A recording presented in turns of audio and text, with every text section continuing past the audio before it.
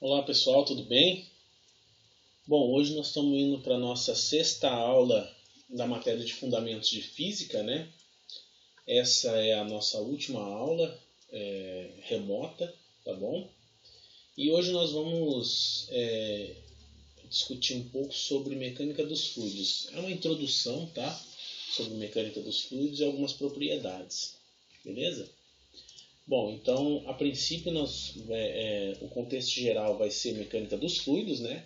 Vamos dar definições e propriedades dos fluidos e discutir um pouco sobre estática dos fluidos, tá certo? Bom, a primeira coisa que a gente tem que pensar quando a gente fala em mecânica dos fluidos é o próprio fluido, certo? Então eu defini aqui, né, que fluido, pessoal, é uma substância que não possui forma própria, tá? Então ele assume a forma do recipiente que ele está inserido aí, né? E que, se em repouso, ele não resiste a tensões de cisalhamento. Quer dizer que ele se deforma continuamente, tá? Tensão de cisalhamento, pessoal, aqui eu estou explicando de maneira bonita, né? Tensão de cisalhamento é a razão entre o módulo da componente tangencial da força e a área da superfície sobre a qual a força está sendo aplicada, tá? Essa força tangencial é essa força aqui no sentido do plano, tá, pessoal? Não perpendicular, beleza? Essa força tangencial dividido pela área é a minha tensão de cisalhamento, tá? Diferente da pressão, que é essa força perpendicular dividido pela área, tá bom?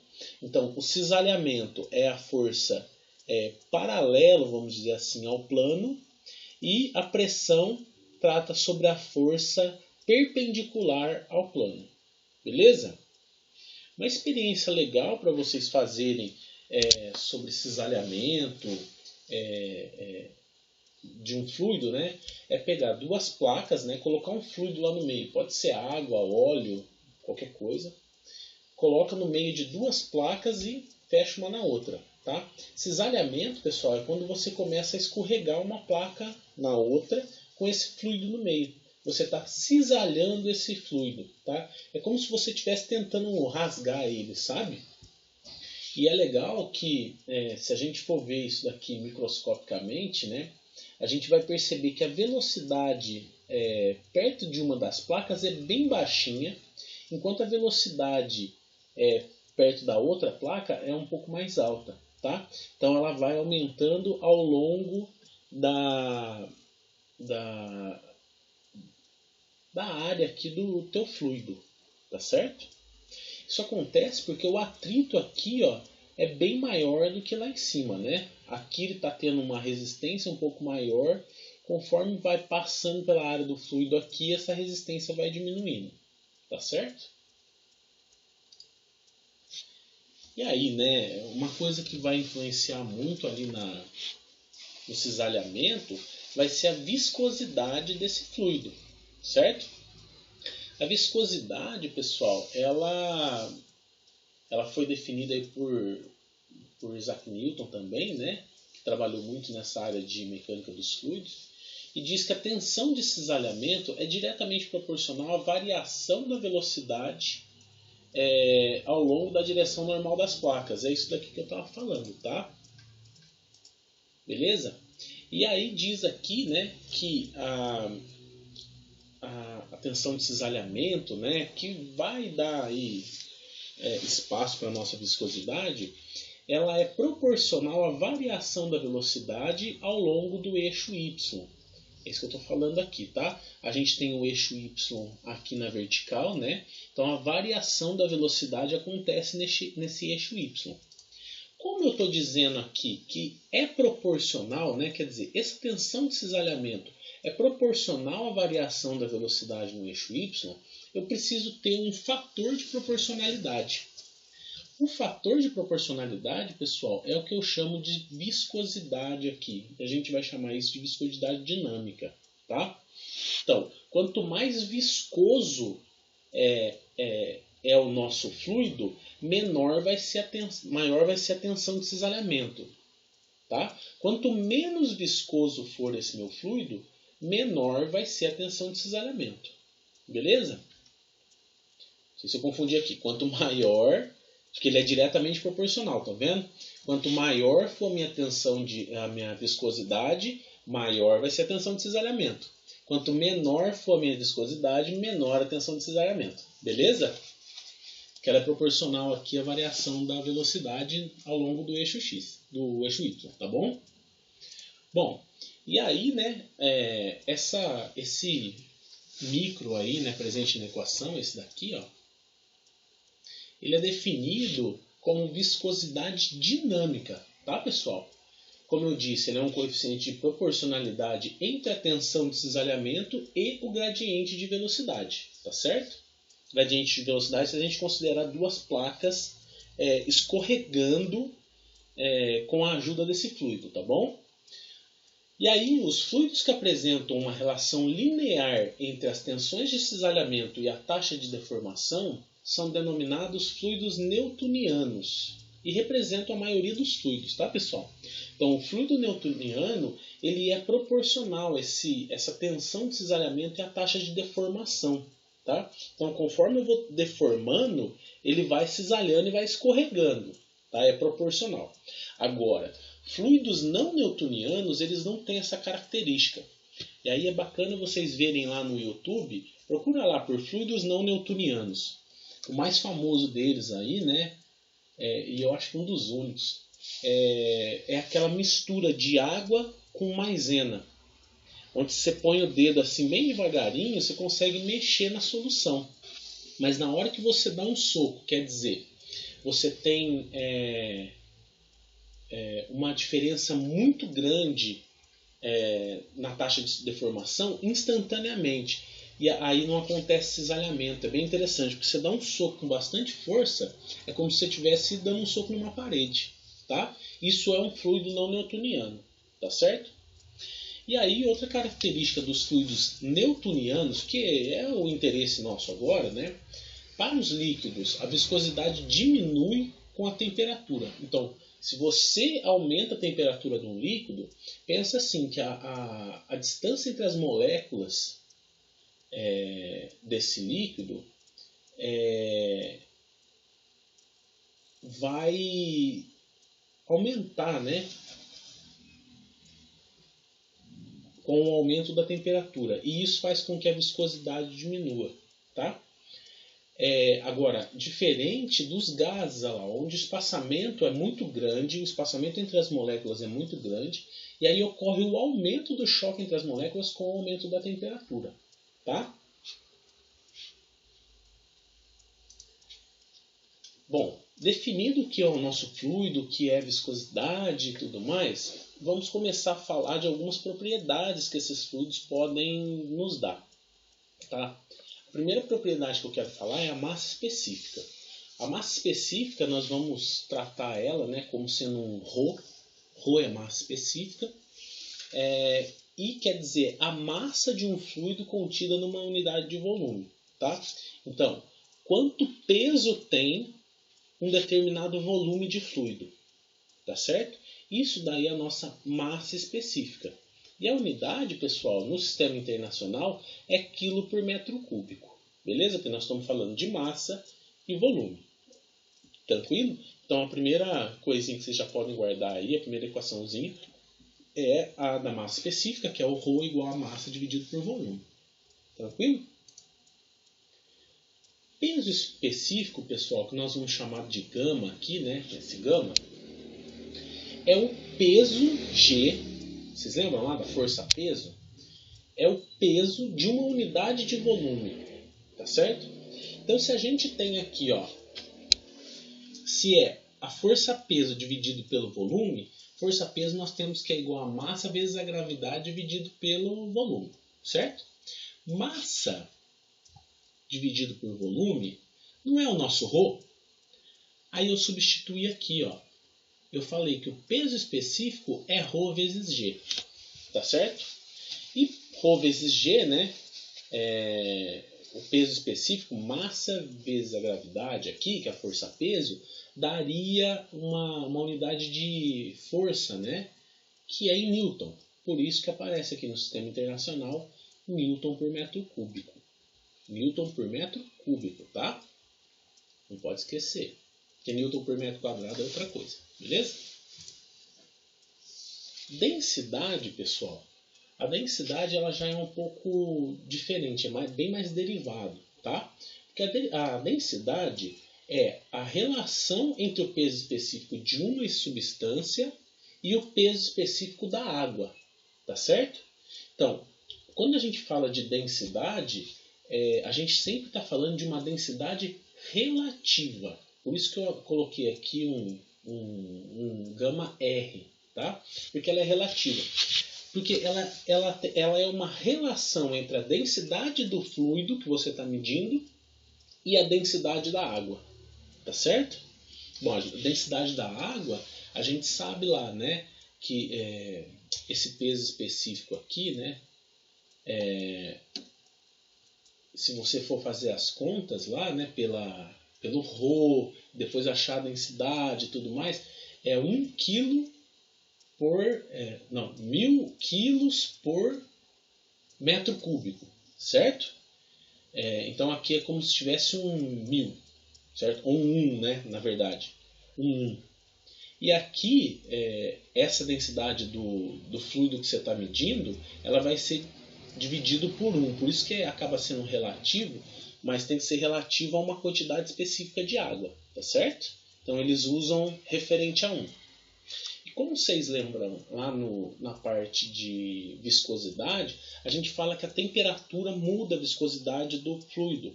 E isso pode mudar também o peso específico da minha água, tá? Então, sempre quando a gente fala em densidade, a gente tem que estar pensando também na temperatura que as duas densidades estão sendo medidas, tá bom? Tem que estar na mesma temperatura, certo? Bom, viscosidade cinemática, pessoal, diferente da viscosidade dinâmica, ela está sempre nos problemas aí de mecânica dos fluidos. É frequente, né, nos problemas mecânicos dos fluidos a viscosidade dinâmica aparecer combinada com a massa específica. E isso daí dá origem à viscosidade cinemática, tá certo? Então a gente tem aqui que a viscosidade cinemática é a viscosidade dinâmica dividida pelo ρ da água. ρ do fluido, tá certo? E isso daqui vai dar uma unidade no sistema internacional de metro quadrado por segundo. Metro quadrado por segundo, isso. Tá certo? Porque aqui tem uma variação, né, de velocidade, então vai ter um tempo aqui. Beleza, pessoal?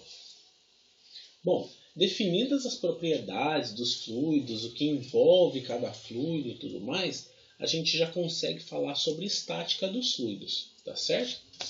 Dentro de estática dos fluidos, pessoal, nós vamos ter diversas equaçõezinhas e diversos outros conceitos que dão respaldo para a gente estudar essa estática, beleza? Bom, primeiro que a gente tem que deixar claro aí é o conceito de pressão, tá? Olha, a pressão é essa força aplicada perpendicularmente à área, tá? Diferente da viscosidade, que era paralelo. Tá certo, pessoal? Então, a pressão é definida como uma força por unidade de área. Tranquilo? Por isso que a gente tem lá um Newton por metro quadrado. Ó, não pode confundir. Aqui eu vou voltar aqui, ó, que a gente tem aqui o peso específico, que é um Newton por metro cúbico. Tá certo? Porque nós temos uma força em um volume. Então é Newton por metro cúbico. Agora, na pressão, nós temos um Newton por metro quadrado. Só que como é uma propriedade, ou é uma unidade de medida bastante utilizada, eles deram um nome especial para Newton por metro quadrado lá no sistema internacional, que nós chamamos de Pascal. Beleza, pessoal? E aí, a pressão, ela acaba dando uma outra... Ela acaba dando uma abertura, né, para o teorema de Stevin lá, tá certo?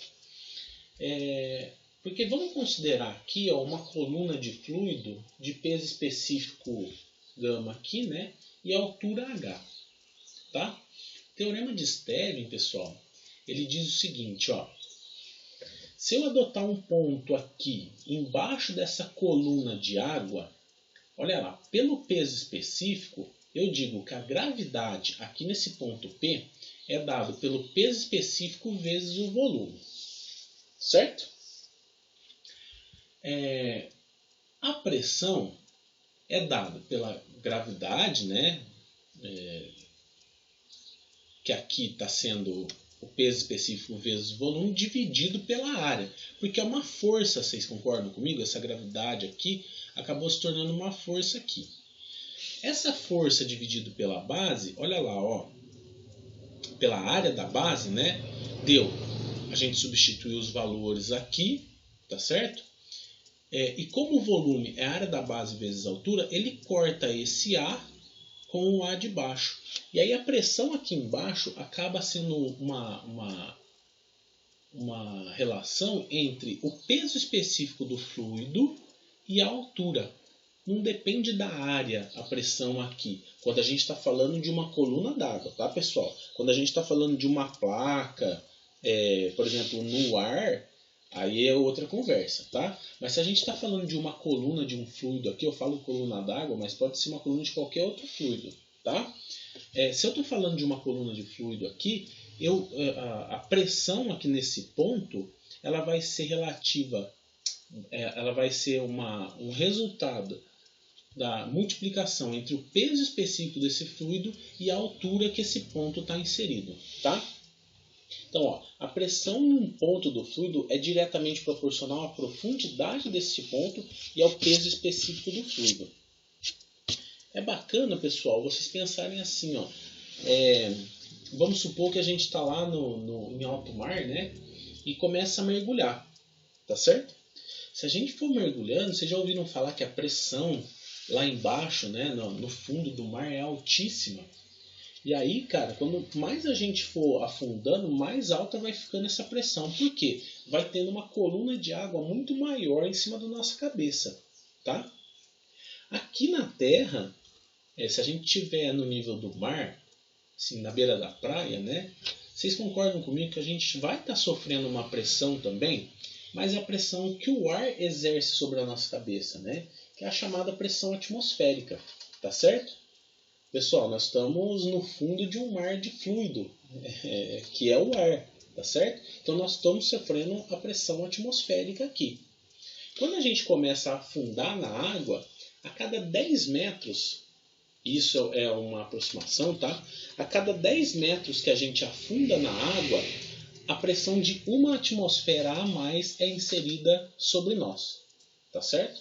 Então, se a gente afundar 100 metros, nós vamos ter 10 atmosferas a mais de pressão. Beleza? Por isso que a pressão vai aumentando tanto, porque o peso específico da água é muito maior do que o peso específico do ar. Tranquilo, pessoal? E o teorema de Stevin, ele abre toda essa discussão, né? Ela abre uma consideração aqui que a gente tem que fazer, tá? Bom, tudo isso que eu estou falando é para líquidos ou fluidos, né? Fluidos, porque pode ser líquido ou gasoso, mas é para fluido estático, certo? Paradinho lá, tá?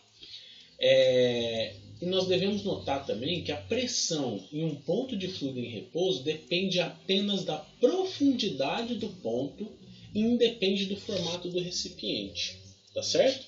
Olha aqui, ó. Se a gente tem esse recipiente todo doidão aqui, ó, onde aqui está torto, aqui tem uma área maior aqui, ou aqui tem uma área menor, se a gente pegar pontos nessa linha, todos vão estar na mesma pressão, certo?